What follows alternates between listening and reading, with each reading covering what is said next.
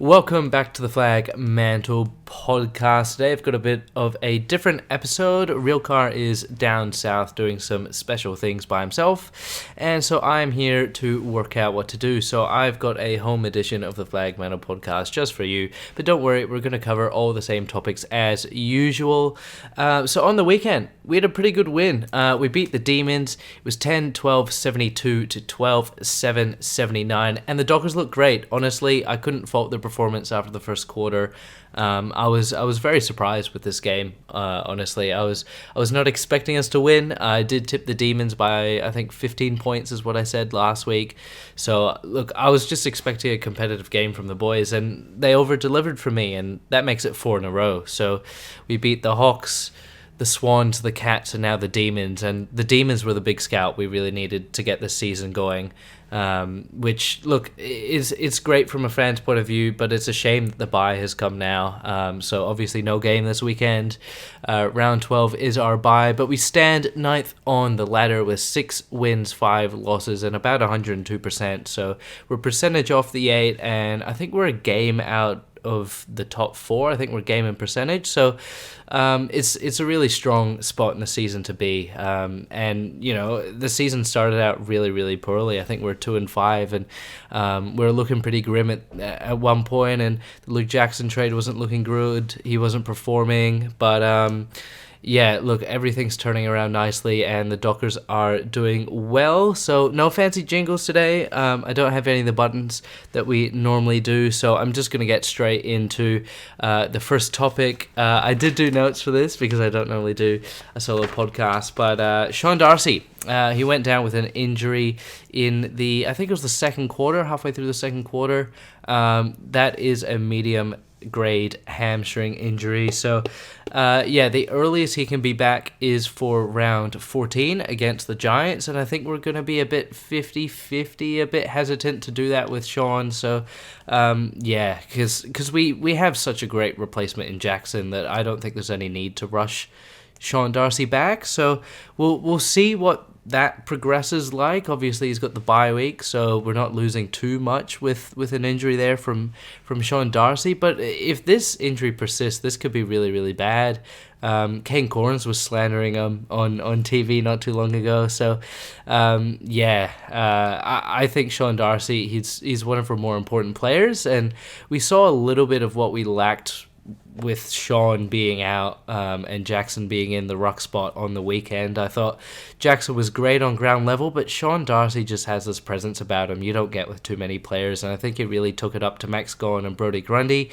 Yes, you could have said he was probably getting beaten and worked over a fair amount, but everyone has their days, and I think Sean was maybe just not up for the challenge of two of the best ruckmen of the modern generation, and I think that's totally fair, and you can't really blame him for not being super competitive early on. The game is 4 quarters long, and he was only on there for about a quarter and a bit, so he didn't really have time to warm into the game and put a bit of physical pressure on Max Gawn, which I've seen a few teams do in weeks past. So we had a bit of a different look in the ruck as the game progressed, which I think probably worked into our benefit.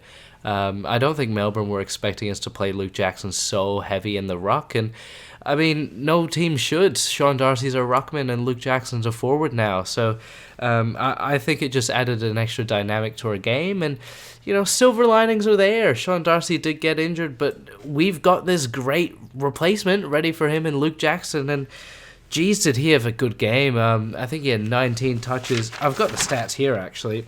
He had 19 touches, 4 marks, 6 tackles, 8 clearances, which was his career best, 5 inside 50, 7 score involvements, and of course that brilliant roving goal that he kicked later in the game. Luke Jackson came out to play, and he's going to be such a good player, and he's demonstrated that with the rise in form from the Dockers. When the team plays better, Jackson plays better, and a bit of vice versa. A bit of when Jackson plays better, the team plays better, but I think the team just being in form gives him so much more confidence, and I think he's such a confidence player that when you strip that confidence back from him, you're really not left with a whole lot, because he's pure athleticism, pure will, pure desire. Yes, he's skillful, and we saw that in the weekend, but I think in order to bring that part of his game into the match, you really need him to be confident and up and about. And I think he was, because he's not too rattled by anything. You hear Luke Jackson say, "Oh, it's just another game of football. It's no big deal, really. I don't really mind playing against my old mates. It's just a bit of fun for him." So if we get this Luke Jackson week in, week out, we're going to be a pretty good team. And that trade's going to look pretty good in our behalf for the next 10, 15 years. He's a generational talent. And I think we saw that. The way he collects the ball on the ground and the way he moves and his pure athleticism. I thought his goal summed up his game perfectly well. He didn't win the ruck contest, but his follow-up was elite. Put pressure on the kicker, forced the ball to come loose, picked it up with ease, and kicked a snap over his left shoulder. I think Luke Jackson is the future of this team, and we were all bagging him not too long ago, but his time has come. And as a 21-year-old to be performing this way in the position that he is really something. So I'm glad Luke Jackson has found a bit of form, and it might have taken a Sean Darcy injury to get him more involved into the game, but if that's what it takes, then so be it. That's the silver lining we get from Sean Darcy going down. Now, another piece of news out of the weekend was Jai Amos finally earned himself a Rising Star nomination. We've been all over social media talking about this for a very long time. Jai Amos has deserved it so much more than the list of players that got one before him. I mean, you just look at his numbers. He's our leading goal kicker. He's always in and amongst the score involvement. He didn't take too many marks on the weekend, but you can't really blame him for that. Lever and May are the best key-back duo in the league, and I think the Freo game plan was just to avoid the long contest, so he didn't really have a whole lot of opportunity to present and take big clunks. But what we saw from him at ground level and in general play was outstanding as a 19-year-old. The piece of vision that gets me is the one they're showing in all these shows where Jai Amos has this open forward line in front of him and Stephen May folds back, and instead of blazing away and just booting it long and hope, maybe he reaches the goal, but May might save it. Instead of doing that, he takes his time, he finds a teammate, and he circles back to goal. And I think he got the second touch. He got the 1-2 from Aishi, kicked it on top of Schultze's head, and he takes a hanger and kicks a goal. So, look, Jai Amos, I think the mental part of his game is really up to scratch for a modern forward. I think the problem with Matt Taverner and Roy Lobb in the past is maybe mentally they don't get it, or the game plan doesn't work for them, or they're not doing the right things at the right times, but that cannot be the case with Jai Amos from what we've seen. He's kicked 19 goals in 9 games as a 19-year-old. A lot of 9s in there, but Jai Amos, he's definitely deserving of that Rising Star. I thought the way he led up with the ball as well to sort of get May and Lever on the move, get them away from goal, present as an option instead of try and wrestle, which is what traditionally we've seen Taverner or Lobb do, and obviously that doesn't work. We haven't kicked winning scores with them in the past, but Jai Amos, look, he's only kicking 2-3 every week. He's not, kicking bags just yet. It'll come, but I think he's creating so many more scoring chances with his movement, with his footy smarts, with the way he leads at the ball, and I think we found a real keeper here. So thank you, Carlton, for taking Adam Chera so we could draft Jai Amos. I'm still not over that Chera. So, look, I think that was a brilliant performance by him. The next piece of news I want to discuss is Jaeger O'Meara. He copped a 1-match ban for a bit of a dump tackle in Charlie Spargo. Now, I'm a little bit confused by this because it looks like Spargo took a little bit of a dive. He might have jumped down and planted his old shoulder in the turf, but, Fremantle have chosen to go to the tribunal and try and overturn this, which I think is totally fair, but with the way the league's going and suspensions are going and all these lawsuits around CTE and brain damage, I don't think O'Meara's going to get off. I think he's going to cop the 1-match suspension, because any tackle where the head is near the ground at the end of it is not looking good for the tackler. So at the end of this year, I expect there to be a little bit of an overhaul in the way that the game is sort of perceived in terms of that tackling, because it's such a big issue. None of the fans really like the fact that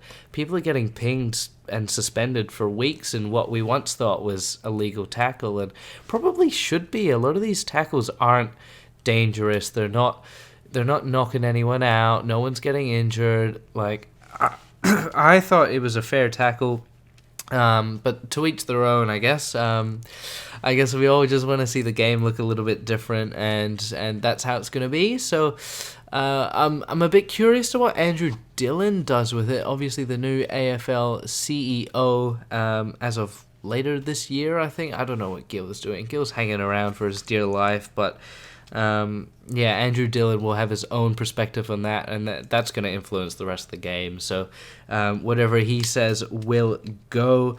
Now, next segment, obviously no sting for this one, but I've got my Purple Pants Player of the Week. And this week's a bit of an interesting one. I heard this stat being brought up by Will Schofield on Backchat, and I thought it was a good little statistic. Now, Lachie Schultz, through the first half, he didn't actually touch the football. He had 0 disposals to halftime, which is very unlike Schultzy, especially in a game where Freo are competitive. Normally, if Freo are flying, it's Lachie Schultz banging through the goals, creating opportunities. But the one stat that really had me interested and solidified him as my Purple Pants Player of the Week is the 7 tackles to halftime. So he had 0 touches and 7 tackles, and that just shows you the pure dedication, the blue-collar work of Lachie Schultz. I just love the way he goes about it. He's a tackling machine. He doesn't give up. Like, if he's not getting the ball, he doesn't give up on football like a lot of, other Dockers might. Sam Sturt, cough, cough. But, look, so 7 tackles at halftime. Obviously, the forward pressure was elite.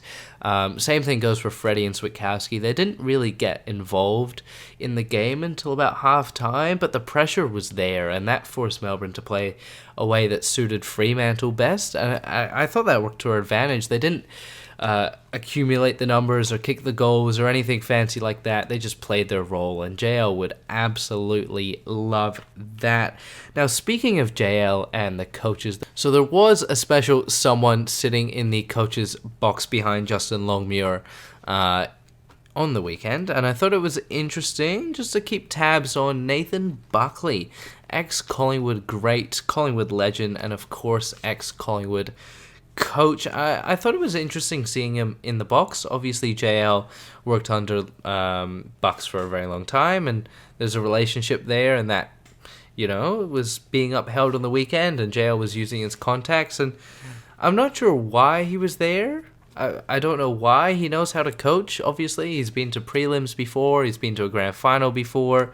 I don't know. Maybe JL's looking for a bit of an external review of sorts. All right, so enough of ex-Collingwood coaches. Sean Darcy going out does raise an interesting debate that I think needs to be talked about.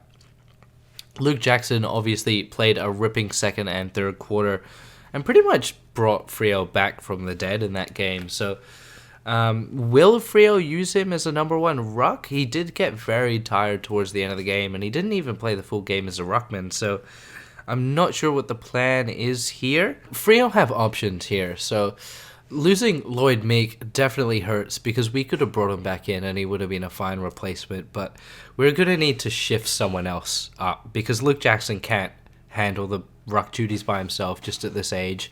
And at this time of his career in the season, especially coming up against Nankervis against the Tigers. So I have a little bit of a debate here. So Liam Reedy, mature age recruit out of Victoria, has been biding his time in the waffle. Is this the time to blood another debutant? He's a bit similar to Sean Darcy.